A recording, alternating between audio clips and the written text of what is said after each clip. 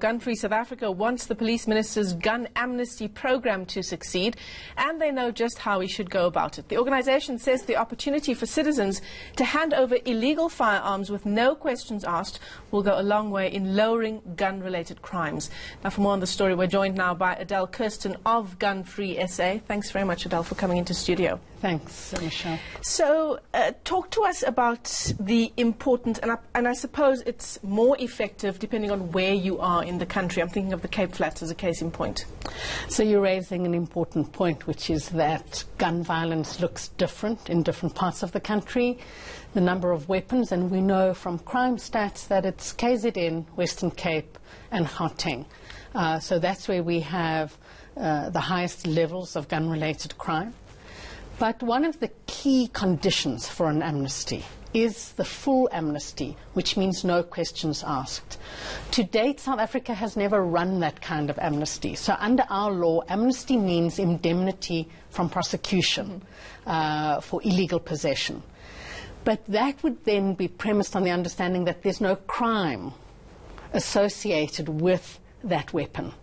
And so what happens in South Africa is identifying information is required. When you hand in the weapon, obviously the details of the weapon are recorded, and that's critical, and that can happen even in a full amnesty.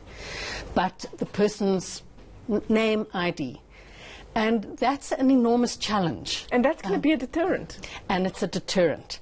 But on the other hand, from SAPS, it means it takes away your ability to connect that gun with a crime, and let's say in the event of a murder, and then you have the family behind that murder.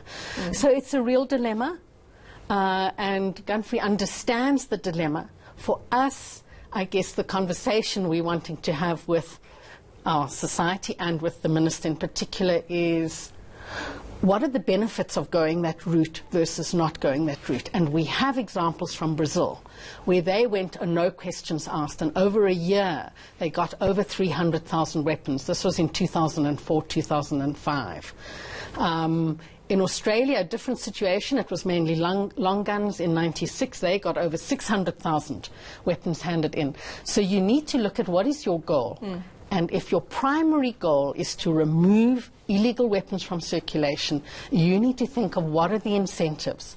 Compensation might be one, and that's also tricky, but it's done before, and it can, not here in South Africa really. So these are what we call the conditions of the amnesty. There are other things like civilian oversight. Another really important condition from our understanding would be stockpile management. Once those weapons come in, what is the chain of management and control from the moment the weapon is handed in to the moment it's destroyed? So there's some risks, but overwhelmingly, globally and in South Africa, we've done amnesties before, demonstrate that you're talking about, in South Africa in 2005, we removed just over 100,000 weapons. And in 2010, in preparation for FIFA World Cup, just over 30,000. That's a significant amount of guns that you're removing from circulation. But it's also a significant decline from 2005 to 2010, isn't it? I wonder whether that issue around the no questions asked policy not being implemented blanket, as in no questions asked. You can come in and literally just hand over the gun. I wonder whether that decline from 2005 and 2010 has something to do with that. It could. It's an interesting thing you're raising, but what we do know is, one is the 2005 was 6 months, and importantly it was coupled with the strengthening and in fact a completely new gun law. So you had a whole range of licensed gun owners who had excess weapons in relation to the new law, which limited the number of weapons any one person could have.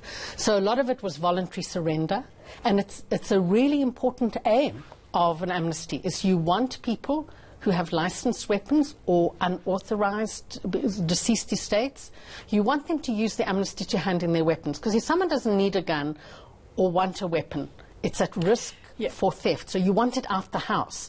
So that's another important component of amnesty. But for me, you know, the issue around this amnesty would be, does it appeal to people, for example, you talked about KZN, the Western Cape, Gauteng. If I just think about the Western Cape and the Cape Flats, are those the kinds of situations where people are handing over guns? No. Not, so it's not tackling where the problem actually lies? Well, so the one thing about Amnesty is not stand alone. So one of the things Amnesty does is once the minister's declared amnesties, it has to be coupled with an increased effort on the part of SAPS to do intelligence-driven operations. And again, that was one of the reasons for the success in 2005. There was an operation called Setunya. So increased efforts at search and seizure operations. So then we've got 6 months, and we have to significantly increase our efforts. So that means search and seizure, and you have the minister has the right to declare that.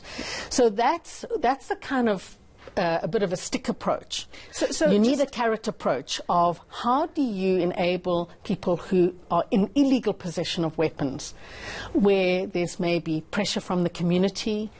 What we know in Brazil is this kind of weapons were not handed in at cop stations; they were handed in at NGOs. They were disabled at the moment of hand-in. There's stories about like big trommels, and that you can't take the gun out, but where people can just chuck a gun in. In order to do that, you would need a blanket amnesty. And so there might be some compromises, because the other question is, in all the amnesties we've run, which has been 2 or 3, has any weapon that's been recovered during the amnesty ever positively been linked to a crime? As far as we know, not. Right, I think this is definitely a conversation that will continue until that amnesty comes into play. Thanks very much. Yes, thank you. It is. I think it's complex, and there's going to be some tough choices. Absolutely. Adele Kirsten is from Gun Free South Africa as we continue to track that story.